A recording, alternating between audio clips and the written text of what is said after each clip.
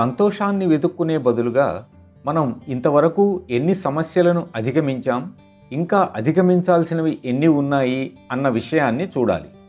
ఎందుకంటే ఈ ఆధ్యాత్మిక జీవితం సంతోషం కొరకు నిర్దేశించింది కాదు. ఈ జీవితం పురోగమించే విధంగా ఉండాలి. ఆంతరింగిక ఎరుక, ఆంతరింగిక వికాసం కలిగి హృదయం లోతుల నుండి కాంతులీనుతూ ఉండాలి. ఈ తపన మీ అందరిలో పెంపొందుతుందని ఆశిస్తున్నాను. మీలో కొంత తపన ఉందని నాకు తెలుసు. తపన కాదు కానీ కనీసం కోరిక ఉన్నది. అది మీరు ఇక్కడికి వచ్చినప్పుడు భూతద్దంలో కనిపించినట్లుగా పెద్దదవుతుంది. మొత్తానికి ఇక్కడ ఏదో ఉందని మీకు అనిపిస్తుంది. ఎందుకంటే అదే మిమ్మల్ని ఇక్కడకు వచ్చేలా చేసింది.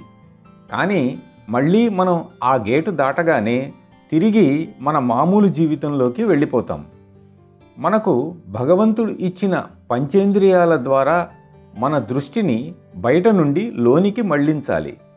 మనం ఈ హృదయం ఇచ్చే పిలుపు వైపు, ఈ అంతర్వాణిపై దృష్టిని సారించాలి.